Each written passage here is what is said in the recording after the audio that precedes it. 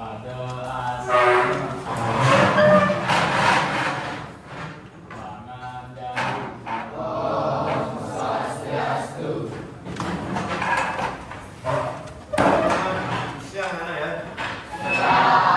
Kita bertemu kembali di pertemuan kita kali ini, dan kebetulan berbarengan dengan tugas saya untuk mengajarkan tentang berpikir komputasional. Jadi mapel coding dan artificial AI ini itu berintegrasi langsung dengan materi kita juga di bab 1 ya, berpikir komputasional. Jadi sekalian praktik video langsung untuk bagaimana pembelajaran kita agar sesuai dengan apa yang akan kita pelajari di materi coding dan AI.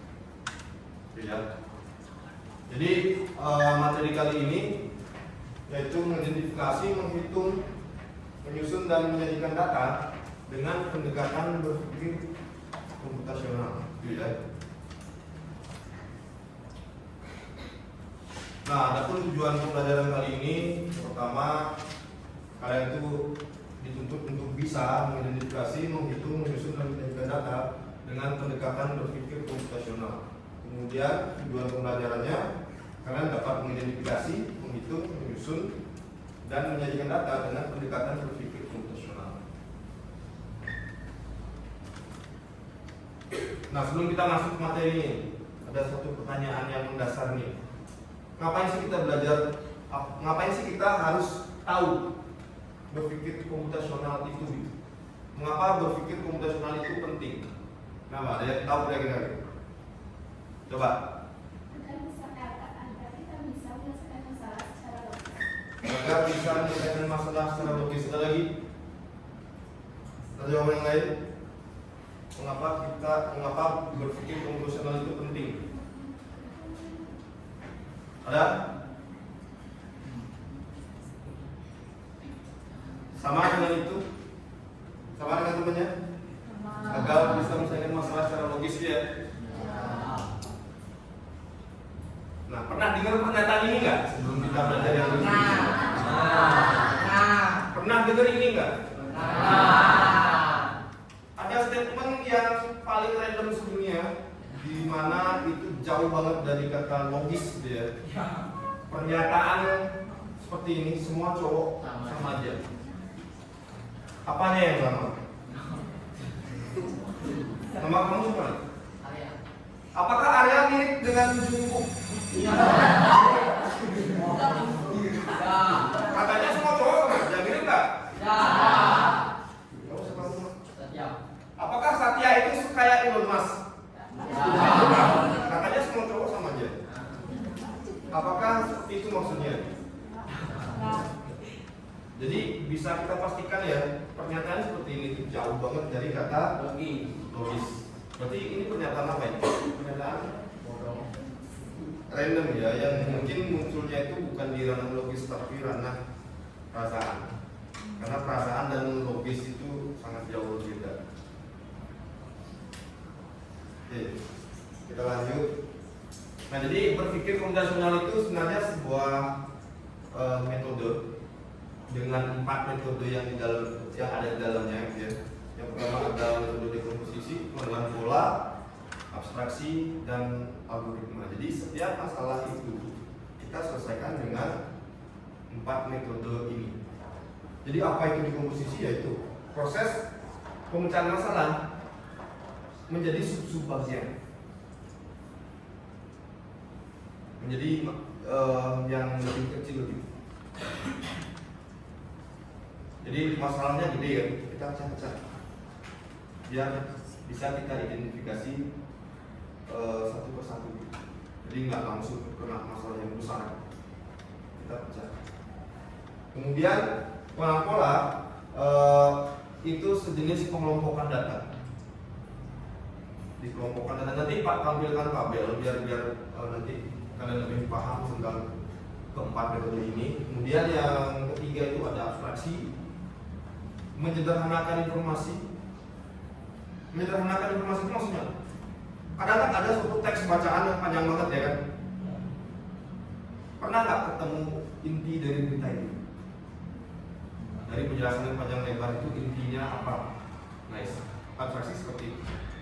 Menyimpulkan hal penting. Kemudian algoritma itu adalah step-step penyelesaian permasalahan. Algoritma kalian udah tahu lah ya. Sering bikin algoritma kan? Algoritma masak air. Algoritma mematikan lampu di kamar. Algoritma setrika Bali dan lain-lain. Itu ya. Jadi sekarang Pak tampilkan aja gini ya. Nah jadi sekarang Pak punya tabel. Tabel yang Pak buat ini tabel yang sesederhana mungkin, yang gampang kalian pahami. Jadi Pak buat sebuah tabel tentang seleksi anggota Paskibra. Jadi sekolah kita misalkan mengadakan seleksi pemilihan Paskibra gitu ya. Kemudian dikasihlah Google Form. Pernah dikasih Google Form kan? Ya, dikasih Google Form, kemudian datanya itu Pak rekap masuk ke sini dan dapatlah kita data itu. Ada 11, Pak ambil sampel 11 saja gitu. Jadi dekomposisi itu yang tadi. Nah, dekomposisi ini implementasinya adalah, masalahnya adalah seleksi anggota Paskibra. Setelah kita dekomposisi, kita pecah. Kita namanya kita bagi nama, kelas, tahun lahir, berat badan, tinggi badan, umur berapa, usianya valid dan enggak. Valid itu maksudnya memenuhi nggak umurnya. Kayak OSIS kan ada batas umur kan, nggak boleh kelas 9 daftar OSIS ya nggak? Nah, Paskibra juga begitu. Jadi kita bagi-bagi dulu masalahnya secara dekomposisi. Ada nomor, nama, kelas, ada berapa kolom di sana? Di 8 ya. Nah itu proses dekomposisi. Kita pecah-pecah masalahnya. Masalah untuk seleksi ini kita pecah-pecah. Kita bagi namanya, kelasnya, tahun lahir, sehingga ada sesuatu yang nanti bisa kita lakukan. Nah untuk pengenalan pola juga sudah Pak warnai di sini. Kalian lihat warnanya kan? Nah, warna abu-abu, kuning dan merah itu merupakan proses pengenalan pola. Apa aja yang abu-abu itu deduplikasi. Deduplikasi itu adalah, kalian lihat datanya yang berwarna abu-abu. Itu kira-kira kenapa data itu masuk ke deduplikasi? Karena klasik, karena double ya kan? Ada data yang sifatnya duplicate. Sering ini kalian udah, kalian daftar, tiba-tiba error, kemudian login lagi, daftar lagi. Atau udah selesai daftar, belum ya? Daftar lagi. Nah itu kita kenali di bagian pengenalan pola, masuk ke deduplikasi namanya. Kemudian yang kuning. Yang kuning itu adalah outlier. Outlier itu data yang terlalu jauh menyimpang. Contoh, Dewi Kusumawati udah tahu kelas 9, masih ada daftar outlier. Sedangkan sisanya kelas 7, kelas 8, kelas 7, kelas 8 ya kan. Nah kemudian Agung Suganti itu apanya yang outlier kira-kira? Iya, tahun lahirnya tahun 2002 ngapain ikut seleksi? Emang dia masih SMP gitu. Nah, itu datanya jauh banget. Sedangkan data yang lain itu 2011, 2012, 2013. Jadi ada 2 outlier di sana yang berwarna kuning. Kemudian yang warna merah itu paling gampang kita temui. Itu namanya missing value. Missing value itu daftar doang tapi nggak lengkap. Diketik namanya doang sama kelas tapi dia nggak ngelanjutin datanya. Jadi data-data seperti itu yang berwarna abu-abu, berwarna kuning dan berwarna merah itu kita seleksi dengan pengenalan pola.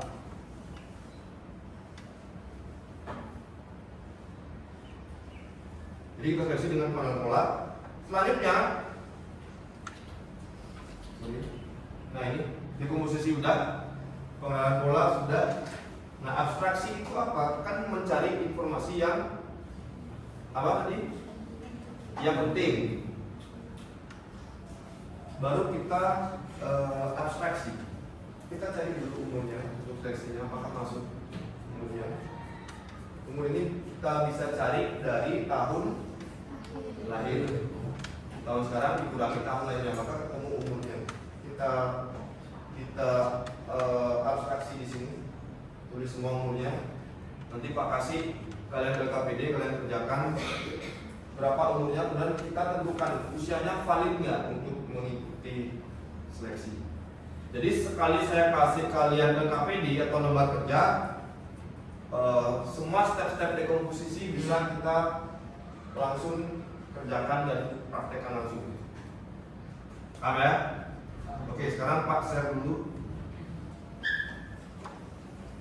Oke, untuk menentukan umur tuh rumusnya gimana ya?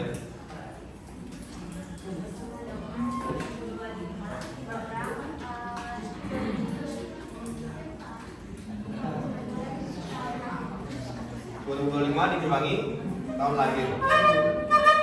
Oke, setelah dicek ada outliernya nggak? Ada yang nggak beres nggak di situ? Yang mana outliernya?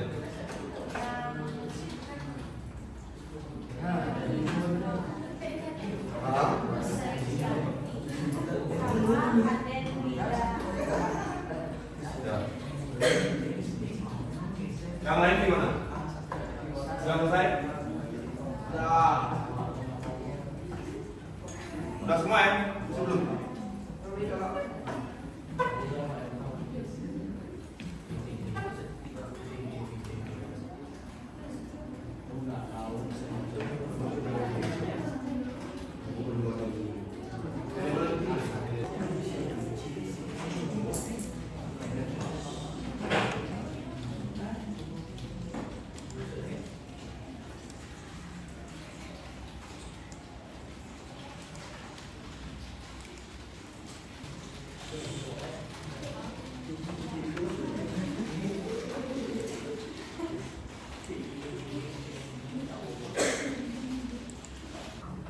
Oke, kita kasih kesempatan Elis untuk mempresentasikan hasil identifikasinya atau hasil analisisnya.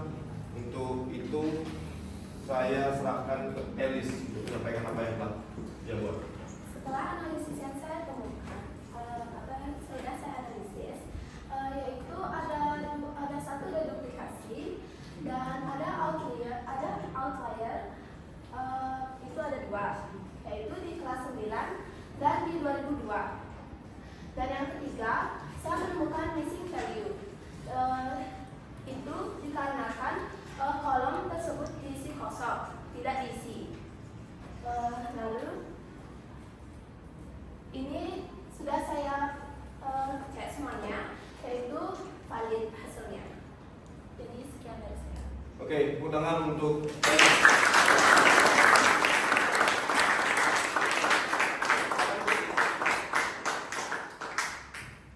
Oke, tadi Elis jelasinnya dan hasilnya seperti ini. Ada yang lain enggak? Sama? Oke, kita back sedikit. Oke, tadi Elis bilang di duplikasinya ketemu satu. Kalian ketemunya berapa? Sama, satu. Ya. Jadi ada dari duplikasi di nomor 8 ya. Ada yang udah pukul karena di nomor 7 juga ada yang udah pukul. Jadi dia 2 kali input data. Kemudian outliernya kita cek karena ini judulnya kalian baca ya. Seleksi anggota paskibra kelas 7 dan kelas 8. Ini ada satu anak yang kelas 9 ikutan. Outlier jadinya. Kemudian outlier yang kedua itu aku mesti ganti ya karena tahun lahirnya itu 2002, jauh banget ya. Jauh banget. Masuk outlier. Kemudian untuk missing value kita temukan cuma berapa ini? Satu ya. Ada lagi yang menemukan yang lain? Kayak satu ya. Satu, karena nilainya itu nggak ada, makanya missing value. Jadi dari 11 baris data yang ada, kita generalisasi, setelah kita identifikasi, maka ditemukan data seperti ini. Ada 8 baris yang tersisa. Outliernya kita buang, deduplikasinya kita buang, kemudian missing value-nya kita buang. Sehingga ini untuk umur, tadi kata temennya, umur itu didapat dari tahun sekarang dikurangi tahun lahirnya, jadi ketemu umurnya. Kemudian usia valid ini karena tidak ada yang melewati umur, maka semuanya valid. Jadi ke-8 anak ini bisa mengikuti seleksi paskibra. Nah, dengan pengolahan data yang tadi, kalian sudah melakukan metode-metode tadi di awal ya. Ini dekomposisi sudah, kemudian peran pola sudah. Next, pertemuan berikutnya kita akan bahas algoritma. Oke, tadi sudah dipresentasikan oleh temennya juga hasil kerjanya. Kemudian sekarang kita bahas apa sih implementasi pembelajaran hari ini di kehidupan kalian sehari-hari. Kenapa kita harus belajar atau membiasakan diri berpikir komputasional? Jadi ini masuk ke refleksi ya. Kenapa kita harus atau membiasakan diri untuk berpikir komputasional? Ada yang tahu jawabannya? Oke, coba yang di belakang. Berdiri, Pak. Boleh, berdiri boleh. Agar kita berpikir kritis, dan juga agar kita tidak mudah dibohongi, lagi terbiasa menggunakan logika. Oke, 3 jawaban. Ada yang lain? Agar nggak mudah dibohongi, agar lebih berpikir kritis. Apa lagi itu tadi?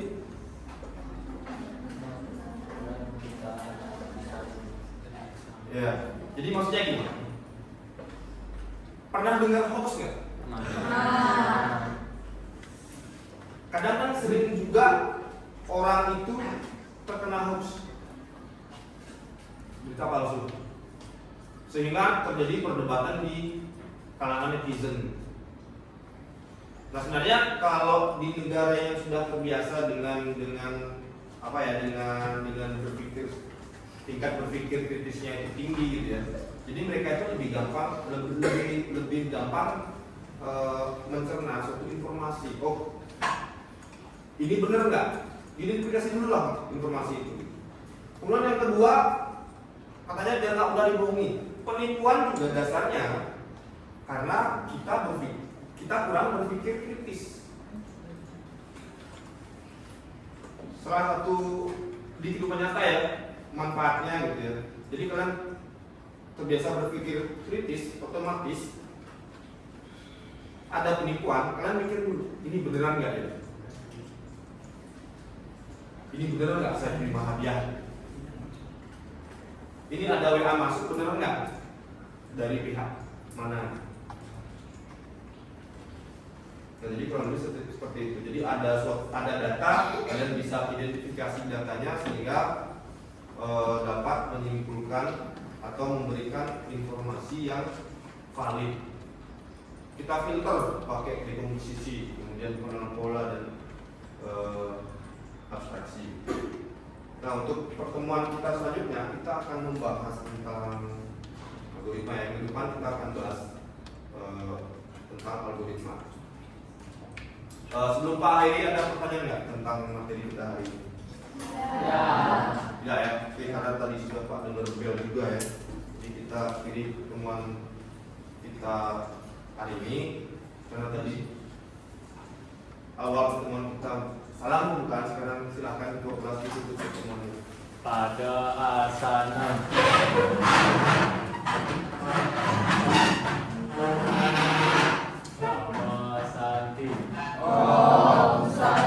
Santi Santi Om.